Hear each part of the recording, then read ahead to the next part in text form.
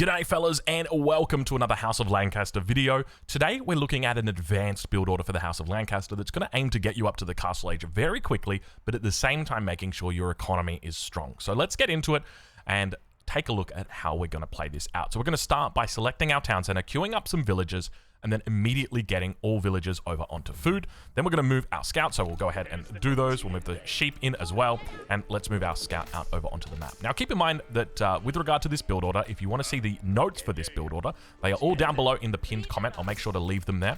And let's get into it. So our first 6 vills obviously go over towards food. From there, we're then looking for our gold. We're going to be rallying 3 vills out towards this direction. So with regard to our scout, we're going to be doing a big loop around the map. And the main reason why we're doing that is because we've got so many starting sheep that it doesn't really matter about getting back on time for our scout. You can afford to spend a lot of time out on the map. Now with regard to positioning, on our first mining camp, you'll notice that I'm positioning in a bit of a weird spot, and that's because of the way that I want it to, or the way that I want the villagers to position themselves, because we're going to be putting down the Lancaster Castle. It's going to be coming down right here in this little spot right there, and we want the villagers to kind of angle themselves along that, because if there is an enemy unit that comes through, we want to be able to make sure that that these guys are defending. So now that we've got 3 vills on gold, we're going to rally the town center over towards another sheep. We're going to do that big loop around the back of the enemy's base as well. Look to try and snag any sheep away that we possibly can, and continue making sure that we've got villagers queued up in the town center. We can always cancel them at another time. And now that we've got 7 villagers on food, we're going to rally the town center down to stone, where we're going to be sending 3 more villagers. So this is, keep in mind, this is an advanced build order. This is a little bit more complicated than our previous simple build order that we put out. The timings are slightly better. Our age ups are faster.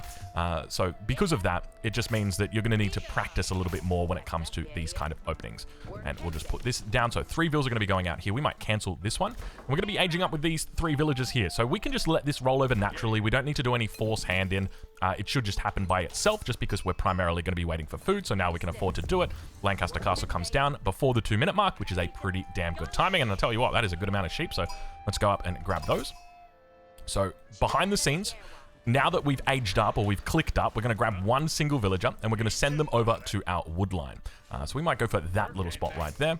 Make sure that we keep grabbing villagers. And once we've got 3 villagers out over here on our stone, we're now going to send that town center over, or we're going to rally that town center over towards the wood line.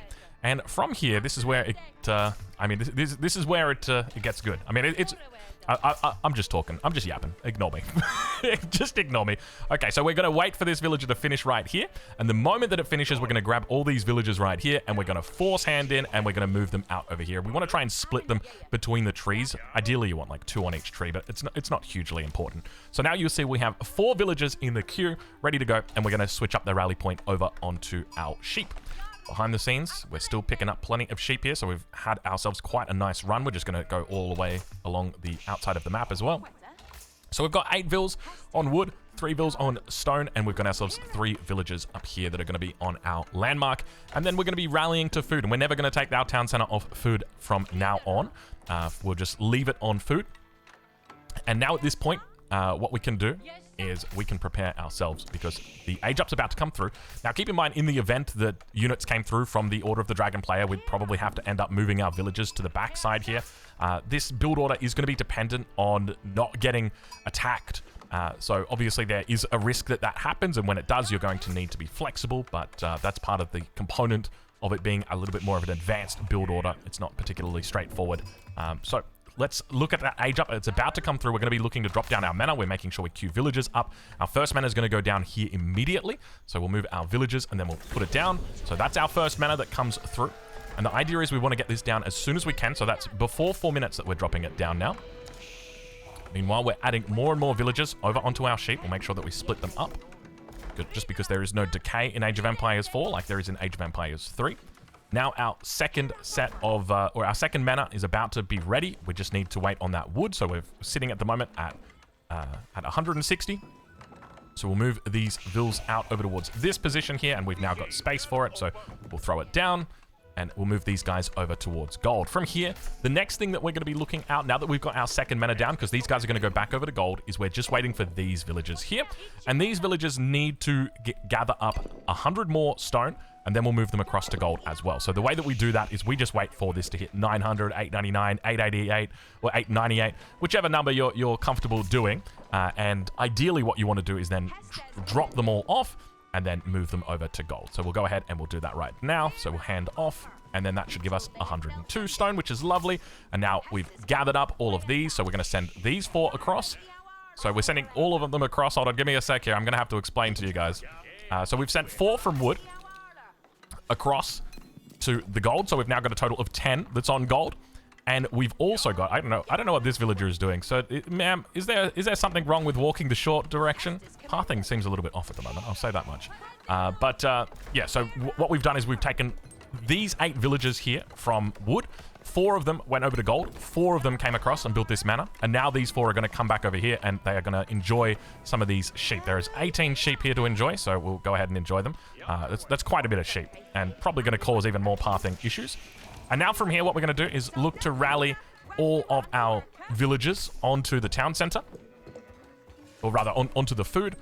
And we're not gathering up any wood at this point. All of the wood that we've got is trickling through. So we've got 3 manors. Each one of them is going to be providing that bonus resource. So we take a look down here and you can see the resources that they are generating. So now we're working towards our castle age. And we'll be aiming to age up with the King's College. And there is actually a really cool tech in there that works quite well in castle age. And I theorize that this is very similar almost to the... very similar to the Japanese and the way that they play. So I think that this strategy is going to be quite a similar strategy to the Japanese fast castle, but at the same time, quite a potent one that we should be able to actually beat them. So now that we've got 15 vills over on food, we're going to start rallying out over onto wood. And now we're waiting for that age up to come through. So at the moment, we're at 635. If you look at our base, realistically, there's not a lot of damage that can be done. All of our villagers here, you can see the way that they're gathered up along the edge of the Lancaster here. They're going to be very hard to hit. Even for a longbow, they would be difficult to hit. So now what we're going to do is we're going to grab 10 villagers from down here, and we're going to look to drop down this landmark. So let's go ahead and move them out. We want to try and get it in. We'll get it down before the 7-minute mark. There we go. We don't want White Tower, we want King's College, so there we go. 7 minutes, not a bad little timing. And then we're going to send, we need to make sure that we queue up villagers. And now at this point, what we're going to do is make sure that we send 3 of them. We want to send 3 over towards the gold, and then the rest are going to come back over towards the food. We're also going to be using our food villagers to be dropping down stables. So we'll drop down a stable here in the back. We'll drop down a second stable right here. Probably not the best position for us. Ideally, we probably want them towards the front, but it's okay. We'll allow it. And at this point, now we're just preparing. We're going to be looking out towards relics. We want to be contesting relics as much as we possibly can. Now, keep in mind, we don't know how the meta is going to play out. And this strategy could turn out to be absolutely terrible. It could mean that, you know, maybe the meta just gets very, very aggressive and no one's ever left alone for more than 2 minutes. But there's a good chance that this is very similar to the Japanese and their strategy. So I think that it definitely has some potential. So now that we've got our 2 stables up, we're going to start clicking on our knights immediately. Boom, boom. Any idle vills, we're going to make sure that we rally them, bring them back over to food. And now we're going to be looking to drop down our monastery. And as you'll see, with regard to our resources, we're in a pretty decent spot here for our resources. So we'll go ahead and drop our monastery down in the back of the base. We'll begin to look picking up the relics. We probably want to take the contested relics before we take our own safe relics. And now we can look to start rallying out. From here, we're also going to be looking to pick up the Collar of Esses. And this is going to give our knights an extra 6 armor damage, or 6 damage against armored units, which is kind of powerful when you think about it. We're also maintaining an idleless town center, 2 idleless stables. Our monastery is coming up at the 8-minute 30 mark. We're able to get our monk out for it. And now we've got our units out. We've got our scout out. We can start really looking to contest things. And on top of that, we can also start to look into the Collar of Esses. So that's essentially the opening here with regard to this. I also like to move quite a few more vills out, because when it comes to like your macro for this, one of the things I like to work towards is going into the Knet's land practices, which we could do right now, but it's still way too early for us to do that. So by moving these vills out around the 9-minute mark, so normally I just take 5 or 6, and then what we can also do is start switching our town center back over to food, and we can begin focusing on our upgrades a little bit more. So we'll go ahead now and begin making our way across the map. We'll start picking up those relics, and we're getting a huge amount of food that's coming through from these buildings. So let's go ahead, pick up our upgrade here. So now we're grabbing that Collar of S's upgrade. We're still going to make sure that we continue training knights while we're doing it, just to make sure that we've got that military that's out on the map. And our first relic is about to come through. And you see we're starting to stack up quite a bit of wood here.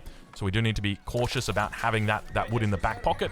Got to make sure that we spend all of our resources immediately. We could look to get down a second lumber camp. And we can also start thinking about transitioning these guys down over onto stone, because we are going to be wanting to move into... We're wanting to move into more manors. And apologies if I called them banks through this game. It's very hard for my brain to escape the concept of banks. So we'll go ahead now and click Condense Land Practices. We've still got that let's get these guys on target. We've still got the resources in the bank ready to go. And we're going to continue training. So I think realistically, 10-minute mark, that's about where you could realistically bench a game like this. I think that we pretty much covered everything, so I'll pause the game from here. As I said, down below, I'll be sure to leave a copy of this build order. When it comes to this, so let's just quickly surrender, just so that we can come back in and watch the replay.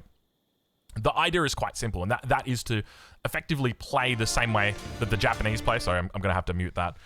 You have to surrender, otherwise the game won't save. So you can't quit, otherwise, yeah, the game won't be there. I think when it comes to a play style like this, what we're looking to emulate is the way that the Japanese play. They go for that fast castle. They look to try and get out on the map, establish themselves with their mounted samurai. And what we're able to do here is we're able to really take advantage of that +6 versus heavy. By having that +6 versus heavy, if we were to think about blacksmith upgrades, right? +1 damage, +1 armor, -1 damage for the enemy. Okay, so that's 2. And then even if they go ahead and grab the other 2, like let's say they get +2 armor and +2 attack, you're talking about 4. Let's close out here. You're talking about a difference of 4. Whereas with this upgrade, you're immediately just straight away getting, I think this should be it, you're straight away just getting that bonus damage immediately, which is huge. And it means that you're still going to have difficult matchups, like, well, not difficult matchups, but like against the Japanese, obviously the mounted samurai has deflection, and it means that your first attack's not going to go through, so it's going to take you some time to get there. But knight versus knight is one of the most common things that we see, especially when we're playing sort of towards this castle age meta. So I really wouldn't be surprised if a knight focus is going to be optimal for the House of Lancaster. So let's go ahead and just run through this one more time just to take a quick look at it. We'll speed it up a little bit. So I'm going to read through the build order as I go. So 6 to food is where we start. We'll speed it up a little bit. So 6 to food, and then 3 to gold.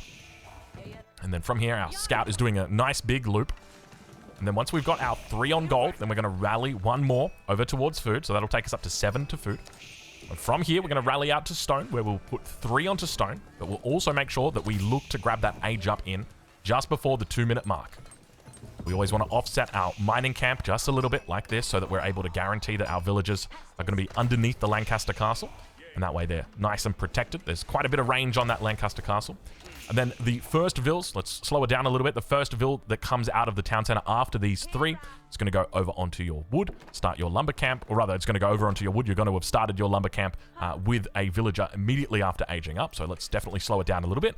And then with that first villager that comes out over onto wood after the 3 onto stone, that's when you're going to be bringing out the rest of your villagers. And from there, we rally out over onto food.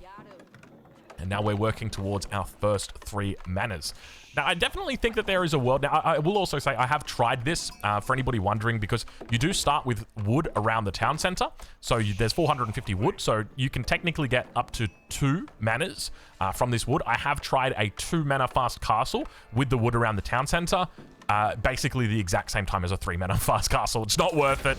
Just put the lumber camp down. I went in, I think I did it about 7 or 8 times. And I couldn't get it any faster, and I was like, you know what, it's probably just not worth it. I think you shave off like 10 seconds by the time that you get to castle. It's just really not worth it. The thing that I will be curious about, though, is whether or not it's going to be worth going into more manors in the feudal age. And there's a part of me that thinks it probably won't be, mainly because you want to be able to contest relics at a reasonable time. Now, keep in mind, if you're playing up against like a naked fast castle from the Holy Roman Empire, they're going to absolutely trounce you when it comes to relic timing, right? Like if you're aging up at, I think our age up time is somewhere in the region of like 8:30, 8:40, somewhere around there. I'll double check as well, but you're typically going to get beaten to a lot of the relics. So you might want to look to try and make a few hoblars in the feudal age, or you might want to just avoid making manors, depending on how you want to play that. But I think generally this is going to be a very strong strategy, a very safe strategy. As you can see by the 5-minute mark, I mean, we've been off stone for quite some time now, and all of our resources are defended. We've got the Lancaster castle that's protecting our gold, so we're not going to be losing that. We get the Lancaster castle up quite early in this playthrough as well. And because of that, it means that your gold is always going to be protected. Your food is always going to be under your town center. There is really no place that you can be hit in a strategy like this. And even if you do get idled out on wood, you're still going to have wood that's being generated through. So it's not like you're going to be... this to me just feels like the ultimate defensive civilization that can really get away with this. The question is, while you can get away with it, how much are you going to let your opponent get away with it? And that's where it sort of comes into the question of, okay, should I go for 3 manas? Should I go for 6 manas? Should I go for 9 manas in the feudal age? How many should I really do here? So age up before the 7-minute mark, only the 10 vils on it. You probably could do, you probably could be rallying these guys onto wood. I'm going to be honest with you, I don't think having the wood vils is that important. I definitely felt like I was floating wood. Obviously, they do contribute to being able to get your monastery out quite early. But I think there's still definitely some optimization with regard to the timing on wood vills and that sort of thing. Like maybe we could just get away with putting 3 vills onto wood and then just rallying to the town center or rallying to the sheep, something like that. So as you can see, age up time is actually pretty competitive. 755, 3 manas that are coming up here. I'm happy with this. Two of these guys coming out here. So this is definitely a solid little opening, definitely a solid build order to start us off with regard to this civilization. It's probably going to take some while before we optimize anything further than this. You know what? I'm not going to be so cocky as to say that. I'm going to say I'm confident when people like Crackety get their hands on the game, they're probably going to find some really nice little optimizations. But so far, I think that this is this is done pretty well. We're going to continue to look to add in lumber camps where possible. But now that we've so at this point we're definitely stacking up probably a little bit too much wood. So I guess that would be one factor, and we're transitioning out to gold as well. I think when it comes to castle age timings as well, gold is incredibly important just because there are really big upgrades that you want to be getting, right? The thing is, we don't want to get upgrades at the cost of units. We want to try and get a decent presence out onto the map early, and then we can start thinking about upgrades. Then we can start thinking about going into our additional manors. I was about to call them banks. Then we can start thinking about that. So the key here, at least in my mind, is getting military out onto the field. We've already established that we've already established a decent economy here. We don't need to double down into upgrades just yet, but once we've gotten those relics, got a hold of, because that's going to be the key battleground here. Once we've got those, then we can start to look to explore into that. So anyway, we'll leave it there. Hopefully you've enjoyed this advanced build order guide for the House of Lancaster. If you've got any questions, leave them down below. If you've got any criticism or any improvements, please also leave them. If you've enjoyed the video, leave a like. And of course, we'll catch you in the next one. Thank you so much for watching.